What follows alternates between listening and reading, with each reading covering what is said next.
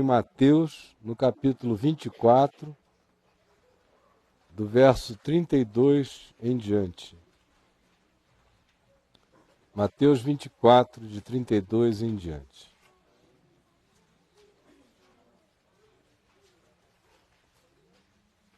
Aprendei, pois, a parábola da figueira.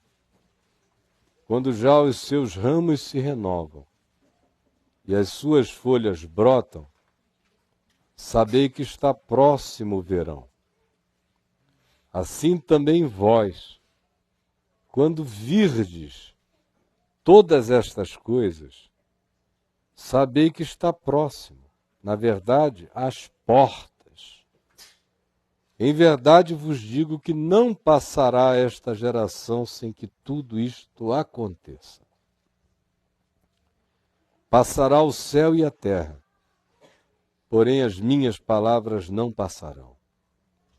Mas a respeito daquele dia e hora ninguém sabe, nem os anjos dos céus, nem o Filho, senão somente o Pai. Pois assim como foi nos dias de Noé, também será a vinda do Filho do Homem. Porquanto assim como nos dias anteriores ao dilúvio, comiam e bebiam, casavam-se e davam-se em casamento, até o dia em que Noé entrou na arca, e não o perceberam, senão quando veio o dilúvio e os levou a todos. Assim será também a vinda do Filho do Homem. Então 2 estarão no campo, um será tomado e deixado o outro. 2 estarão trabalhando no moinho, uma será tomada e deixada a outra. Portanto, vigiai, porque não sabeis em que dia vem o vosso Senhor. Mas considerai isto: se o pai de família soubesse a que hora viria o ladrão, vigiaria e não deixaria que fosse arrombada a sua casa. Por isso, como não sabeis, ficai também vós apercebidos, porque a hora em que não cuidais, o Filho do Homem virá. Essa semana inteira, já desde Roma, no dia em que eu falei de lá, ao vivo aqui através da VMV TV, eu venho falando sobre esses temas. E amanhã de manhã, no Papo de Graça, eu vou prosseguir, apresentando uma entrevista que eu gravei hoje à tarde na CNN, com o primeiro-ministro de Israel, o Benjamin Netanyahu, falando sobre o que está acontecendo no Oriente Médio do ponto de vista dele e mostrando a situação de encurralamento na qual eles se encontram e também mostrando as próprias ambiguidades e ambivalências do governo dele e de como ele diz uma quantidade enorme de coisas com as quais qualquer pessoa com bom senso concorda, na mesma medida em que há um pomo de questão ali, no qual ele se enrola e não consegue tomar a decisão fundamental que poderia ser de grande utilidade, não só para Israel, mas para o mundo inteiro. Então, quem vem me acompanhando essa última semana toda, vê que o meu coração está completamente ligado a essa expectativa que interpreta esse tempo e essa hora que nós estamos vivendo.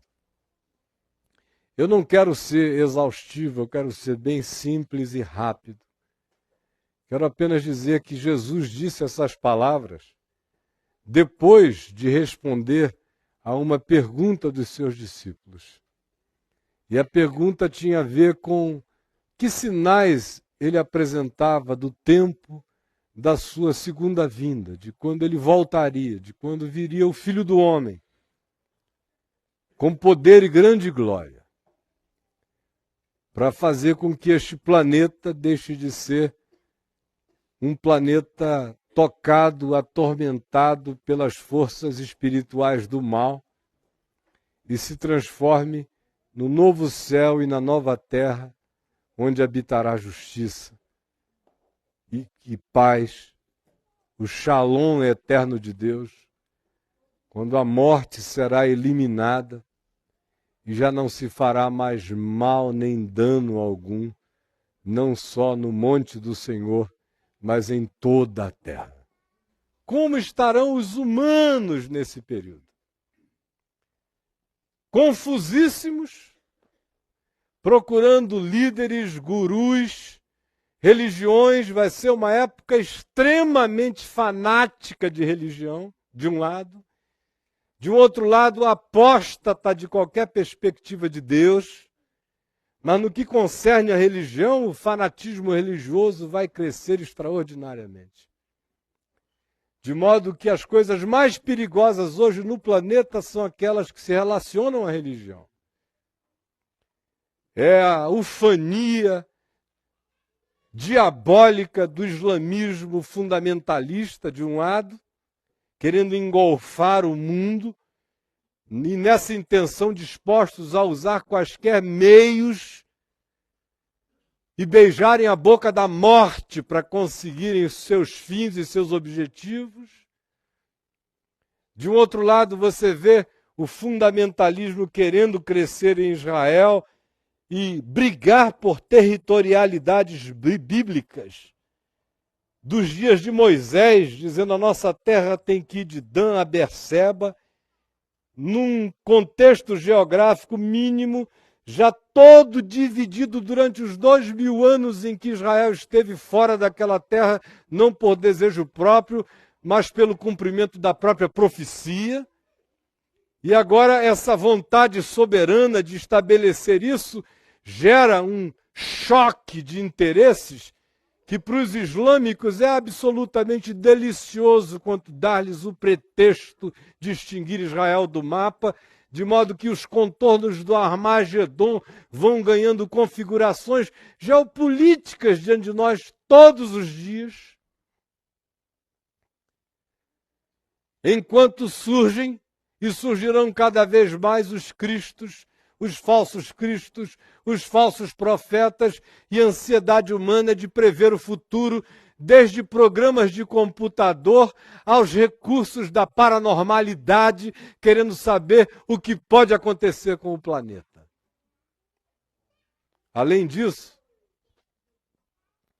sobre a existencialidade humana, Jesus disse: se vocês forem meus discípulos, chegará a hora em que todo aquele que for genuinamente meu discípulo, portanto, não será gente da religião, nem será gente que terá se entregue à secularização, serão pessoas da fé.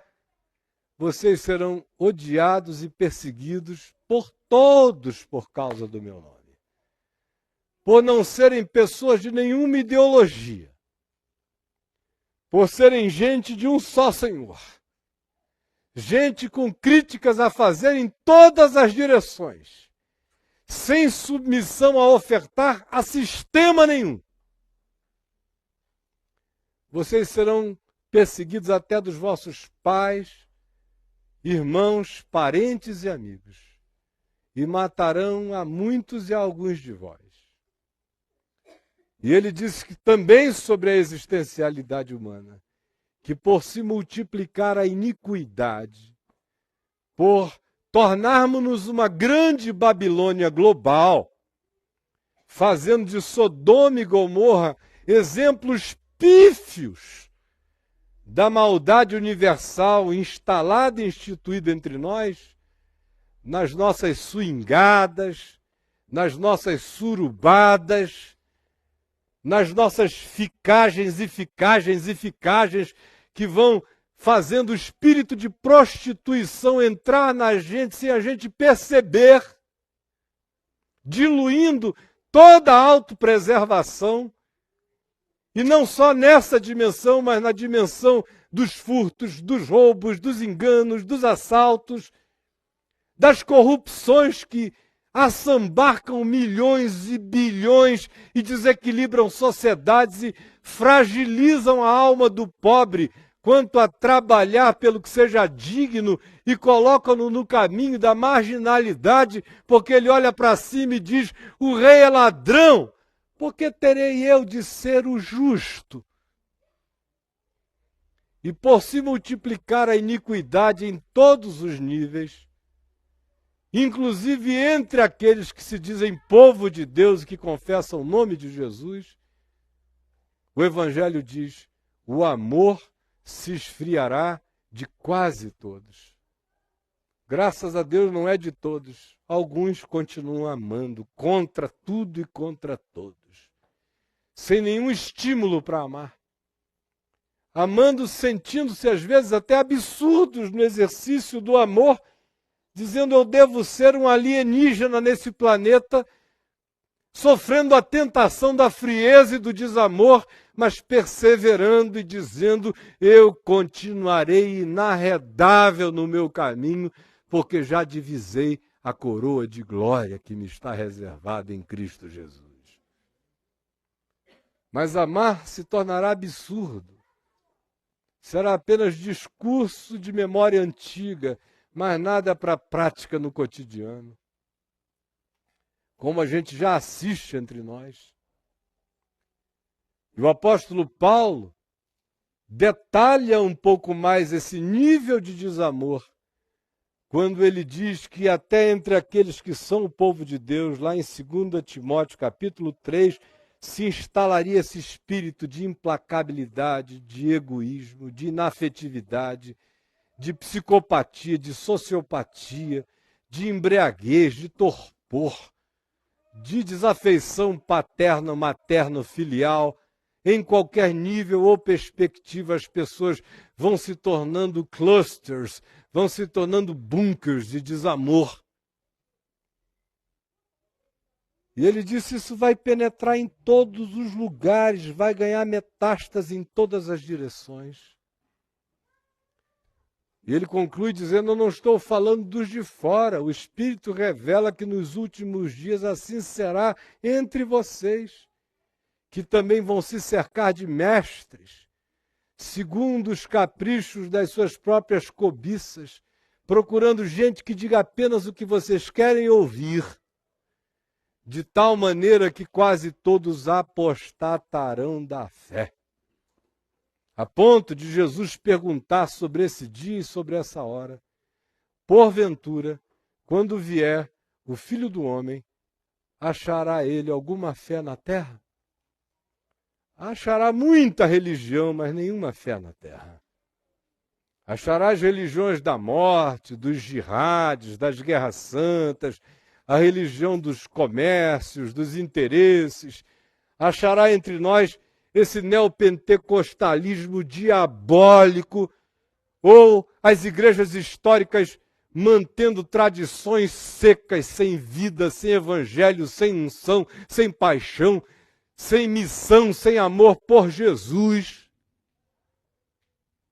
Mas fé? Não. Aí ele vai mais adiante e diz que há um outro momento, quando o inusitado vai começar a visitar a presente ordem de coisas. Ele disse: haverá coisas espantosas, coisas de outra ordem de coisas, de outro nível, de outra dimensão. Vai haver invasão de seres espirituais no planeta de todos os modos, de hordas espirituais indiscerníveis pela ciência, pelo olhar humano e até pelos crentes. Só quem tem discernimento vai discernir que essas aparições não são intergalácticas, são apenas dimensionais para impressionar a cabeça do mundo inteiro. Isso também já nos cerca de uma maneira intensa e avassaladora, e só não percebe quem não quer de fato ficar cara a cara com os fatos. Aí ele diz: por fim, haverá não apenas sinais nos céus, mas haverá sinais dos céus. Porque vocês vão se assustar com as explosões solares, vão se assustar com o que vai acontecer na lua, nas estrelas, os poderes dos céus serão abalados. Os pânicos de grandes corpos celestes em rota de colisão com a terra. E o Apocalipse diz, e haverá chuva penetrando na atmosfera de material sólido vindo de toda parte.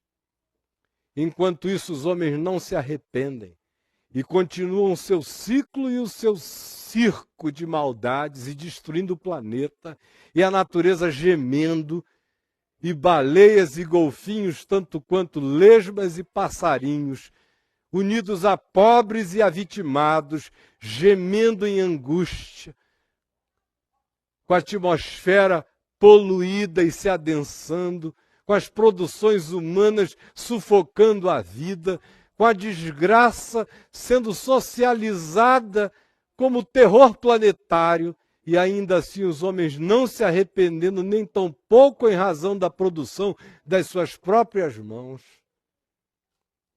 E chega aquela hora final, quando ele diz que os céus se enrolarão como um pergaminho. E a terra vai ser sacudida como quem sacode uma figueira e os seus frutos caem no chão, todos eles. E então se verá o sinal do Filho do Homem, vindo sob as nuvens com poder e grande glória. E Jesus disse, ora, ao começarem essas coisas a suceder, exultai. Diferentemente dos que estão com síndrome do pânico.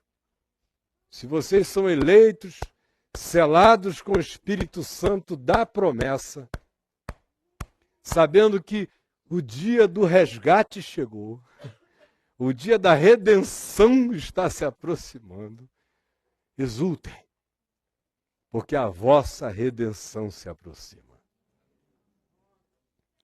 Ergam a cabeça, olhem para os céus, mas não se alienem do que está acontecendo na terra.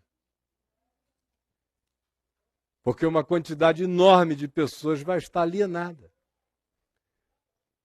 Por exemplo, aqui, ou ali, onde milhares de outros me veem. Tem gente que não gosta de ouvir sobre essas coisas. Se eu sou jovem demais para ouvir sobre isso, ai meu Deus, eu ainda queria casar. Aquela oração que diz, Senhor Jesus, não volta antes de eu... Opa! E o realismo da profecia é tão poderoso que Jesus leva esse fato em consideração.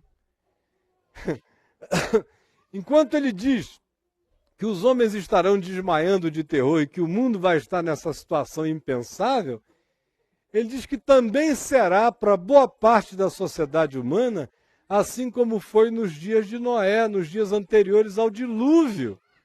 Por favor, garotada, silêncio só um pouquinho, por favor. Ele diz, será como foi nos dias anteriores ao dilúvio. Como foi que ele descreveu ali? Casavam-se, davam-se em casamento, era todo mundo só no... Deixa a vida me levar, a vida leva eu. Deixa a vida me levar, a vida leva eu. Pelo amor de Deus, nada contra você querer ser feliz, mas troque a felicidade de barata pelo regozijo dos santos. Porque a boa parte do mundo vai estar tentando se drogar em relação à realidade e fugir de ver. Dizendo, eu não posso encarar essas coisas, senão eu morro de depressão. Morre sim, sem Jesus no coração. Mas cheio do Espírito Santo, a reação é oposta. Na mesma medida em que o meu olhar fica cinzento quando eu vejo essas coisas, ele se ilumina porque eu olho para o alto e eu sei que o dia da minha redenção se aproxima. De um lado, eu ando chorando, enquanto ando me regozijando. É gemido numa banda do ser Mas é um gemido que, como diz Paulo, geme aguardando o dia da redenção. Acompanhado do Paráclito, do Espírito Santo, que é o que caminha ao lado, é o Consolador, que é a fonte do meu regozijo interior e existencial. Então, enquanto isso tudo está acontecendo, haverá uma quantidade enorme de pessoas tentando evadirem-se do tema, do assunto e da questão. Como nos dias anteriores ao dilúvio. Enquanto Noé construía a arca. E o povo todo olhava e dizia assim, eles são doidos. Construindo um transatlântico no deserto. E Noé disse, olha, eu estou fazendo porque vem chuva por aí, que vai cobrir os montes do planeta.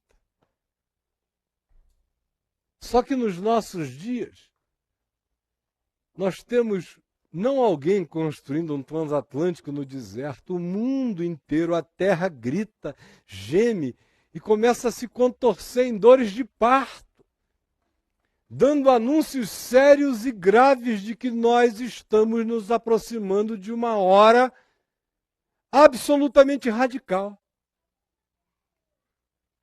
Mas a maioria escolhe se alienar até o momento em que já não dá mais para alienarem-se, e aí começam a desmaiar de terror tardiamente pela expectativa das coisas que já estão caindo na cabeça.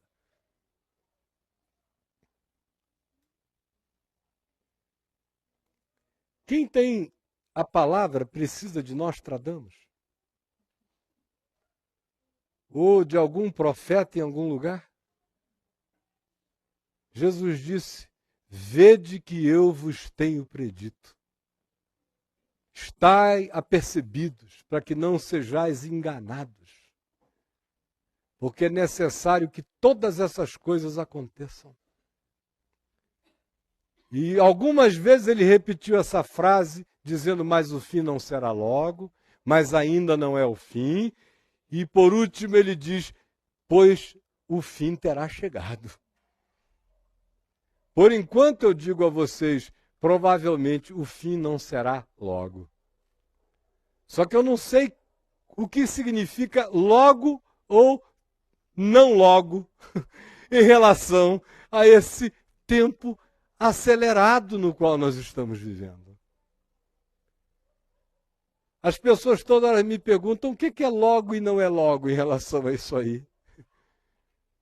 Eu digo, olha, há 10 anos atrás o logo parecia distante, hoje o logo parece tão perto. A gente está celeremente caminhando nesta direção. E a advertência de Jesus agora tem a ver com o texto que eu li. Quando ele diz, aprendei, pois, a parábola da figueira. Quando já os seus ramos se renovam e as suas folhas brotam, vocês sabem que o verão está próximo. Assim também vós, quando virdes estas coisas. Alguém aqui consegue ver algumas das coisas que Jesus disse que aconteceriam antes da vinda do Filho do Homem? Se você conseguir ver, saiba que o verão está chegando. A gente está se aproximando do verão. Vai ficar quente, minha gente. Vai esquentar pra caramba. Assim também vós, quando virdes, sabei que está próximo, ou mesmo às portas. Em verdade, eu vos digo que chegará uma geração que verá o conjunto de tudo isso fechado, de tal maneira, em ordens e em magnitudes tão totalmente estabelecidas, que eu vos digo que essa geração que vi o caleidoscópio inteiro montado nas magnitudes explicitadas na profecia, essa geração não passará sem que tudo isso aconteça. Até hoje a gente tem visto blocos, blocos, superposições. Mas vai chegar uma hora em que tudo estará junto e acontecendo simultaneamente, em todos os níveis e dimensões. E aí Jesus disse, essa geração que vir o conjunto de todas essas coisas na sua completude e magnitude estabelecidos, essa geração não vai passar sem que tudo isso ganhe a sua concreção final. E a concreção final de todas essas coisas não é a destruição da humanidade. Perigo à humanidade vem dos humanos. Dos céus vem a nossa salvação. Por isso ele não diz que quando todas essas coisas estiverem montadas, então o mundo vai acabar. Ele diz, quando o mundo estiver acabando por causa de todas essas coisas, o Filho do Homem virá. Quando será isso? Ele disse, ninguém sabe. Pergunte a Gabriel, ele vai dizer, eu não tenho essa resposta a lhe dar. E não é porque eu não faço tráfico de influência celestial, não é porque eu não sei, eu sou totalmente ignorante disso. Miguel diz, olha, vira tua boca para lá. Eu só faço o que me mandam. Se manda eu tocar a trombeta, eu toco. Passar a foice, eu passo. Mas eu não sei. E Jesus disse, se perguntarem ao filho, o filho vai dizer, eu subsistindo em forma de Deus, não julgo como usurpação o ser igual a Deus, antes eu mesmo a ele me submeto, e eu digo, a anjos, a principados e a potestade, só o meu Pai sabe.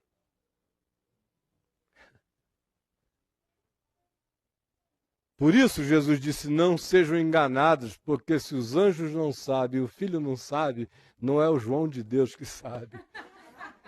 Não é o Cerulo que sabe. Não sejam enganados, ninguém sabe. Vocês vão contar com sinais, vivam de olho aberto.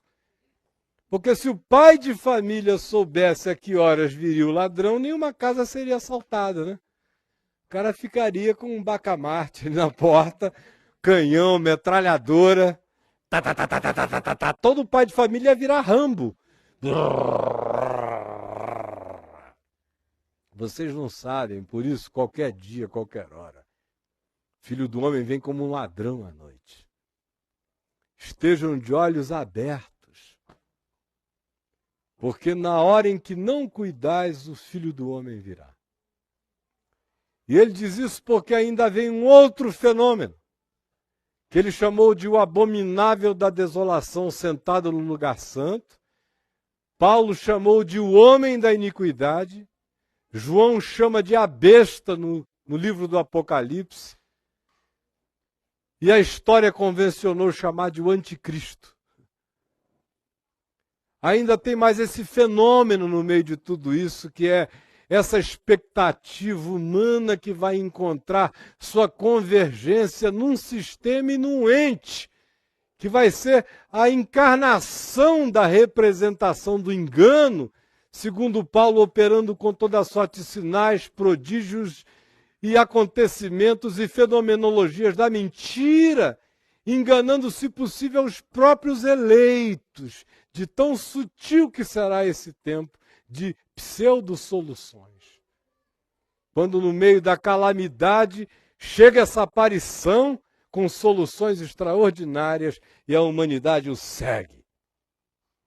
Quando se dirá paz, paz e segurança depois da calamidade ter quase se estabelecido como um todo. Aí Jesus diz, é nesse tempo que virá repentina destruição.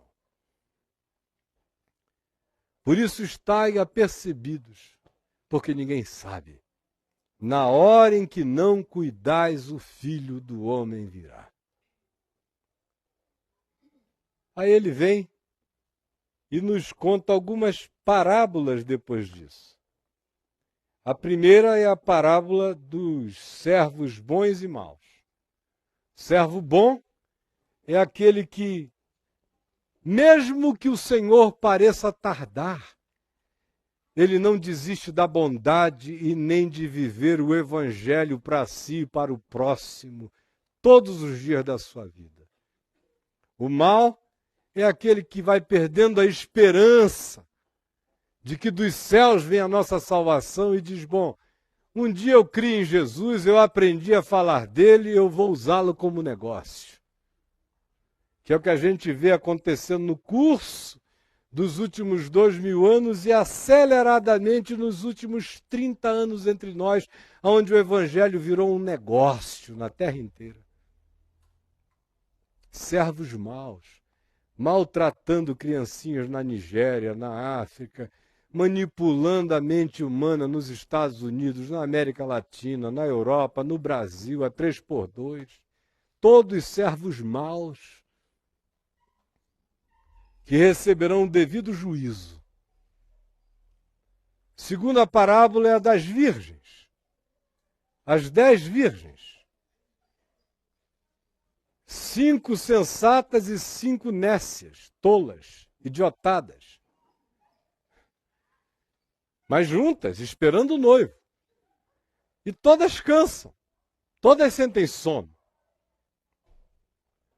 Só que as sensatas têm óleo em quantidade para manter a chama acesa durante a noite mais longa. E as insensatas saíram apenas para o óleozinho do consumo imediato. Umas têm chama do Espírito Santo no coração, outros se alimentam das temporalidades da religião. Aí quando chegar aquele dia, aquela hora, quem dormiu, mas tem chama na alma, acorda, levanta, ouve a voz do noivo, ergue a lâmpada, olha o caminho e anda na direção dele. As insensatas tateiam na escuridão. E Jesus disse, vede que as lâmpadas de vocês não se apaguem. Que a chama do amor de Deus, da esperança no Evangelho não pereça na alma de nenhum de vocês. A terceira parábola é dos talentos. Que também, em razão de que o Senhor demora, tem alguns que dizem, bom, eu não vou usar o que me foi dado. Vão perdendo a esperança e a perda da esperança desmobiliza o coração para a vida. Para o amor produtivo, criativo, construtivo, doado, intenso e perseverante no bem. Aí ele disse, é como um homem que, se ausentando do país, deu talentos a alguns, deu meios seus para que outros guardassem e multiplicassem. E o que recebeu 5 ou 4, dependendo da versão, se de Lucas ou de Mateus, dobrou o que tinha. O que recebeu 3 ou 4, de acordo com a versão que você leia, multiplicou, dobrou o que tinha. E teve um que recebeu apenas 1. Ele olhou para cima e disse, olha, quer saber? Eu acho que o meu senhor é um cara mau, que ceifa o que ele não semeou e que ajunta o que ele mesmo não tinha direito de ajuntar. Ele faz demandas para além da expectativa. Então, quer saber? Eu vou pegar o que ele me deu e vou esconder num buraco. Para quando ele voltar, eu dizer, olha, pega o que é teu. Ixi, meu Deus, aleluia, quero ficar livre disso aqui logo. Ai. Parece pastor se jubilando. Tem uns que se jubilam assim aos 70 anos de idade com alegria.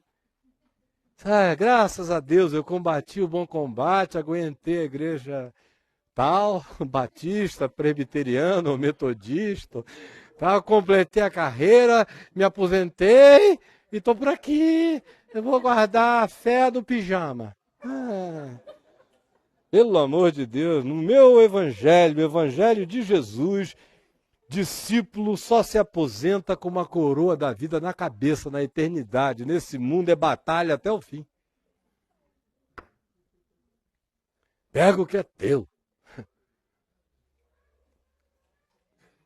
E Jesus disse que naquele dia esse servo vai ser chamado e será tratado como um servo mau. Se você pensava que eu era assim, um injusto, que colho o que eu não plantei, ajunto o que eu não semeei, por essa perspectiva você devia no mínimo ter botado meu dinheiro no banco para eu receber com juro na volta, pela sua perspectiva. Então, conforme você me viu, com a medida com a qual você julgou Deus, Deus te julgará. Sai daqui, meu servo mau e injusto. E a última parábola é aquela dos cabritos e das ovelhas. Ele diz, quando o Filho do Homem voltar e reunir das nações, as nações, e delas ele chamará uns para a sua direita e outros botará à sua esquerda. À direita ele colocará aqueles aos quais dirá, vinde benditos do meu Pai, tomai posse do reino que vos está preparado desde antes da fundação do mundo. Porque eu tive fome e me deste de comer, eu tive sede e me deste de beber, eu estive nu e me vestistes, eu fui forasteiro, alienígena e me abrigastes, eu estive preso injustamente e me visitastes. E eles dirão, Senhor, nós nunca te vimos em tal estado, quando foi que a ti fizemos tais coisas? E eu a eles direi, sempre que vocês fizeram cada uma dessas coisas a qualquer ser humano, ao menor de todos, era a mim que vocês estavam fazendo. E colocará dentre todas as nações alguns à sua esquerda e lhes dirá, apartai-vos de mim, malditos, porque eu tive fome e não me deste de comer, eu tive sede e não me deste de beber, eu estive nu e não me vestiste, preso e não foste ver-me, enfermo e não foste visitar-me. Eu era estrangeiro e não me abrigaste.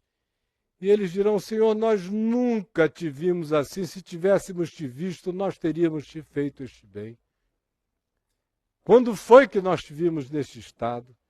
E Jesus lhes dirá, sempre que o deixastes de fazer, sempre que em vendo não realizastes as coisas mais básicas ao alcance da mão em favor de cada um desses pequeninos, inclusive do menor deles, a mim vocês deixaram de fazer, perderam a oportunidade de dar água a Deus, de dar pão a Deus, de vestir Deus, de hospedar a Deus, de abraçar a Deus, de serem misericordiosos com Deus no homem, porque o único lugar para vocês me abraçarem no planeta hoje é nos inabraçáveis. O único lugar onde a minha sede é mitigada na terra hoje é na boca dos sedentos. O único lugar onde Deus é saciado na terra hoje é na fome dos famintos. O único lugar onde Deus é confortado na terra hoje é no conforto dos inconsoláveis. E se vocês não entenderem a simplicidade dessas palavras que qualquer criança pode compreender, o que eu tenho a dizer a vocês, meus irmãos, é: não voltem para me ouvir nem na quarta-feira que vem, nem no domingo que vem, nem nunca mais, e nunca mais assistem a Vem Ver TV, porque o que eu tinha a dizer está dito aqui. E quanto mais vocês me virem, pior ficará. Porque vocês vão estar assistindo passivamente a mornidão da construção da indiferença de vocês, da alienação de vocês, da distração de vocês, do espírito avestruzesco que vai se desenvolver no nosso coração, que enfia a cabeça no buraco, deixa aquele bundão para fora, fica pensando que porque não está vendo mais nada, de olho fechado, não leio mais a Bíblia, não oro, nem notícia de jornal quero saber, eu só vou no deixa a vida me levar, a vida leva. Com a cabeça aí, pensando que vão ficar livres de chumbo grosso, Pelo amor de Deus, vocês vão virar a peneira de Satanás. E eu não estou aqui para contribuir com o cinismo de vocês, de modo que estão todos despedidos, ou então voltem com temor e tremor no coração, porque eu tenho pouca coisa a acrescentar daqui para frente.